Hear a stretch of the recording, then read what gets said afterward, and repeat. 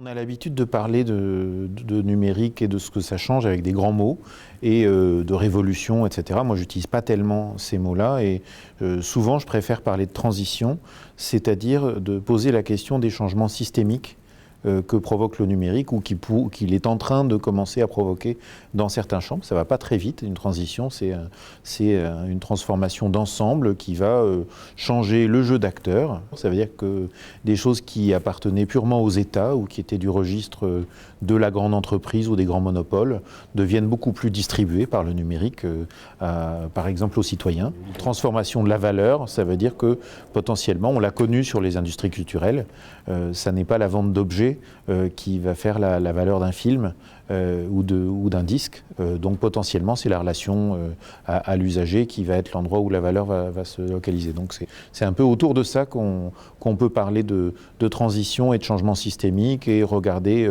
à quel rythme elles se produisent ou non dans des champs comme l'éducation ou comme la politique, par exemple. On est dans un monde traversé par le numérique et il y a tout un ensemble de choses qui changent. Mais je ne suis jamais sûr de la causalité numérique. Je ne suis pas sûr que ça soit le numérique qui produise les transformations du travail, par exemple, transformation du temps de travail, l'évolution de notre relation au lieu de travail, la façon dont on est dedans ou dehors de l'entreprise, dont on a de la précarité, etc.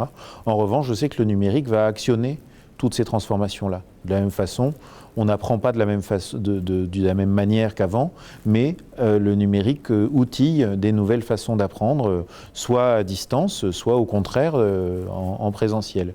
Et ce que je mentionne là-dessus, c'est qu'il n'agit pas toujours dans le même sens.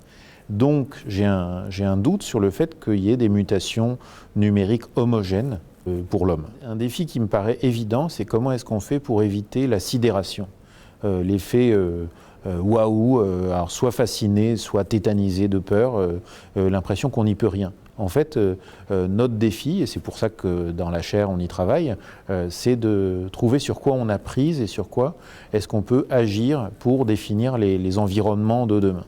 Et un autre défi pour la compréhension, c'est qu'on pense beaucoup, on a une vision, je pense, très linéaire d'un numérique qui irait toujours dans un seul sens, le sens du progrès et du toujours plus. Or, je pense qu'il y a plusieurs chemins. Et donc il faut qu'on sorte de cette linéarité et qu'on réouvre le champ des possibles et qu'on ne pense pas qu'ils sont tous équivalents. Par exemple, on n'ira pas forcément vers du toujours plus, toujours mieux. Il est possible que demain on soit confronté à des grandes crises technologiques, politiques, économiques et sociales, plus ou moins liées au numérique, et donc que dans ce cas-là, il y a un peu des bifurcations ou des ruptures qui se produisent. Les grands acteurs mondiaux du numérique sont des acteurs qui sont installés, visibles, mais ce ne sont pas forcément d'abord les seuls grands acteurs.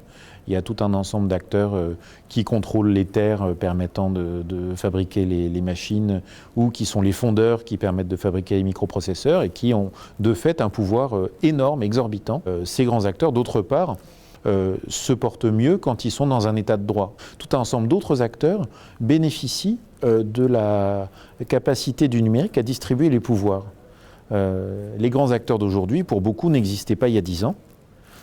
Rien ne dit qu'on ne va pas avoir des nouveaux petits acteurs qui vont prendre leur place. Et rien ne dit que la grande taille soit synonyme d'une grande puissance. Ce n'est pas aujourd'hui les plus grandes armées qui remportent les plus grandes victoires. C'est parfois les guérillas les plus actives qui font le plus de dégâts, ou c'est parfois les citoyens les plus éclairés qui peuvent amener les pistes les plus nouvelles. Si le numérique nous sert à abdiquer tout un ensemble de nos connaissances, compétences et savoir-faire et déléguer à la machine des choses qui sont de l'ordre de nos décisions, on risque d'avoir un problème. La question qui se pose constamment, c'est celle de la réversibilité. Ça m'arrange de trouver mon chemin par Google Maps. Est-ce que je sais trouver mon chemin en demandant aux gens dans la rue et en regardant les panneaux? Donc c'est à la fois une question de culture, ce qui nous arme par rapport à ce risque que Stigler appellerait prolétarisation. C'est certainement le fait que nous soyons capables de maîtriser nos propres outils, parfois que nous soyons capables d'ouvrir le capot, de ces outils, ou en tout cas de connaître des gens qui sauraient nous dire comment accéder à la compréhension des systèmes, de façon que ce ne soit pas les systèmes qui nous gouvernent, mais qu'en revanche, ils nous aident à gouverner. Moi, je suis assez optimiste sur le fait que les humains puissent construire une culture collective qui leur permette d'être agissants avec les machines plutôt que de les subir. Notre part de liberté, elle s'exerce dans le fait de ne pas prendre le chemin le plus court que nous indique la machine. Elle s'exerce dans le fait que quand je vais en librairie, j'y vais pas pour acheter un livre, j'y vais pour peut-être avec l'intention d'acheter un livre, mais je prends celui d'à côté. Je regarde celui-là et puis je bavarde avec quelqu'un et puis il se passe autre chose. Et ça, c'est, à mon avis, plus constitutif de l'humain que de constamment optimiser. La bonne nouvelle, c'est que le numérique n'est pas impeccable. C'est-à-dire qu'il tombe en panne, il est imparfait, et ça va durer, cette histoire. Ça fait des années qu'on nous raconte que les bugs et les pannes sont provisoires. Non, ça va continuer à bugger.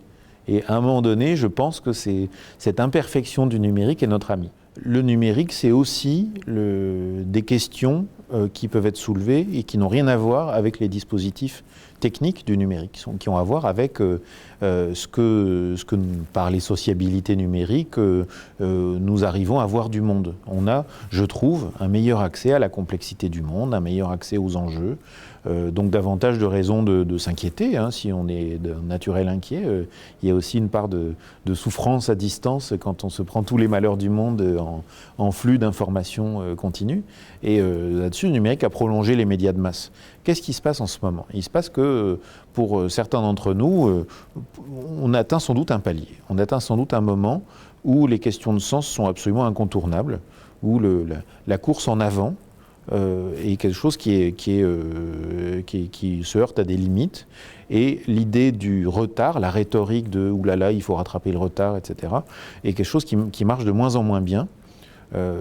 Y compris dans les mondes du business, y compris dans le monde des entreprises. Tout simplement parce que les entreprises, d'une part, c'est des personnes. C'est des gens qui se posent des questions de pourquoi ils se lèvent le matin, pourquoi ils se donnent du mal et autres. Et ils ont vu grossir et éclater plusieurs bulles déjà dans plusieurs univers depuis quelques années. Donc à un moment donné, la vie est quand même courte. Est-ce que je suis là pour faire ces choses qui n'ont pas de sens particulier? Et que ces personnes ont accès à de plus en plus de ressources réflexives, de capacités d'interprétation. Donc il y a quand même quelque chose qui se passe de ce côté-là. Et qu'il y a peut-être enfin une sorte de conversation, je ne vais pas dire grand débat, il n'y a pas encore une vraie citoyenneté numérique, mais au moins il y a une conversation, au moins ça discute. Alors ça discute à l'occasion d'événements, hein, ça discute quand Snowden fait ce qu'il a fait, ça discute quand aujourd'hui encore des hackers vont bloquer le système d'information d'un hôpital. Tous ces sujets de discussion ont besoin de clés d'interprétation. Sinon, c'est trop compliqué et on est trop malheureux. Donc on a besoin tout simplement de se parler. Pour moi, c'est un des enjeux de la chaire, hein, c'est de se dire, est-ce qu'on arrive à élaborer un peu plus profondément que d'habitude, mais à restituer ça d'une façon prenable par tout un chacun. Il faut un peu de temps pour ça. Merci. Merci.